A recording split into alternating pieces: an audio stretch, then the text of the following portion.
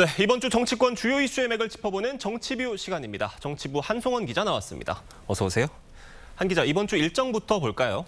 네, 앞서 리포트에서 보셨다시피 이재명 정부 첫 대정부 질문 오늘부터 나흘 동안 열립니다.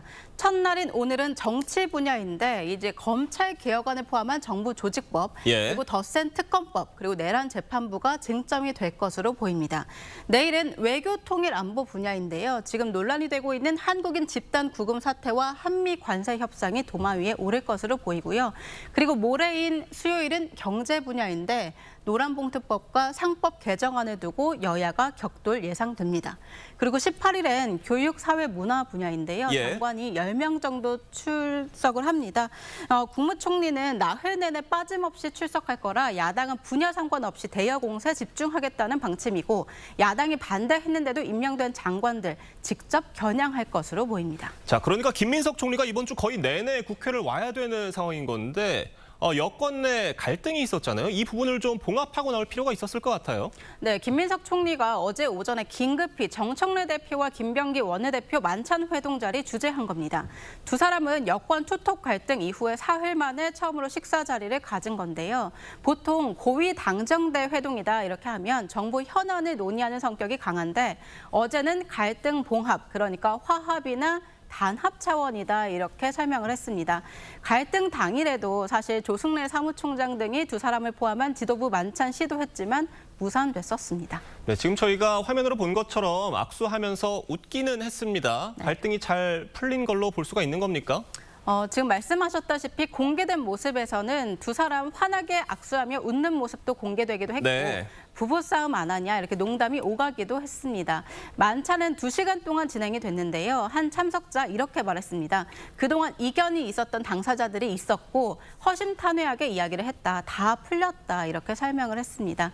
김병기 원내대표는 특검 수사 기간 연장은 언제든지 할 수 있는 입장이니까 정부 조직법 등 실리를 찾는 두 마리 토끼를 노렸다. 이런 입장, 속내가 있었는데 사전에 모두 논의를 해놓고 본인만 비난을 떠안게 됐다. 이런 억울함이 있었습니다.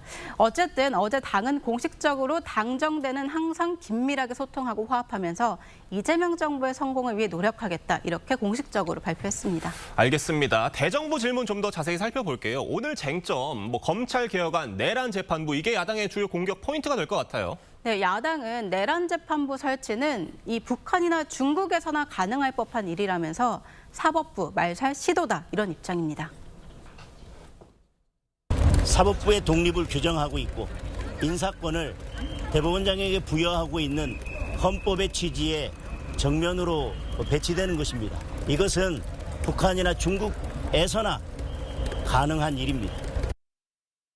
실제로 사법부 독립성을 침해하는 위헌 소지 크다는 겁니다. 크게 두 가지인데요. 지금 이 헌법 조항을 보면은 모든 국민은 헌법과 법률이 정한 법관에 의해 법률에 의한 재판을 받을 권리를 가진다. 그러니까 판사 배정이 임의성이 있어야 한다 이런 취지인데 지금 내란 사건을 담당한 판사를 미리 국회나 대한변협 등에 추천한 판사로 꾸리는 것이 사법부 독립성을 훼손한다는 취지입니다. 그리고 다른 조항, 이 헌법 조항을 보면 특별법원으로서는 군사법원만 가능하다 이렇게 조항이 있습니다. 별도의 특별법원이나 특별재판부를 만드는 거는 위헌 소지가 크다는 겁니다. 최근에 민주당이 내란 특별재판부에서 특별을 떼고 내란 전담재판부라고 명칭하는 이유가 여기 있는 것 같아요. 예, 맞습니다. 여당이 의도적으로 위헌 논란을 피하고자 특별재판부가 아니라 전담재판부로 용어를 수정한 겁니다.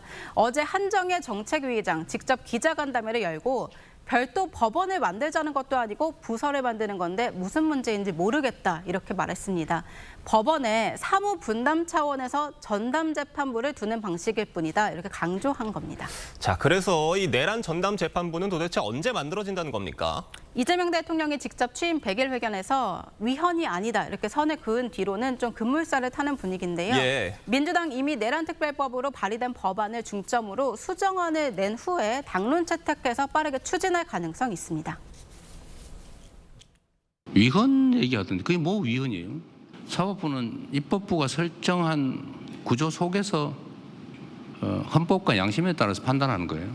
사법부의 구조는 사법부가 마음대로 정하는 게 아닙니다.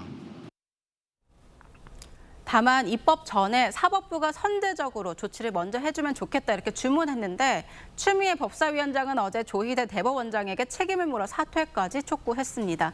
이런 흐름에서 판사들의 집단 반발 가능성 배제할 수 없는 상황이라 입법부와 사법부 충돌도 불가피해 보입니다. 네, 내일 대정부 질문 외교통상 분야인데 미국 조지아주 구금 사태가 쟁점이 될 것 같아요. 네, 한국인 근로자들이 일주일간 구금이 되면서 겪었던 여러 증언들, 구금일지 쏟아지고 있습니다. 예. 특히 출장 등에 활용되는 단기 상용 비자인 B1 비자로 입국을 했는데도 구금이 된 사례 꽤 있었습니다.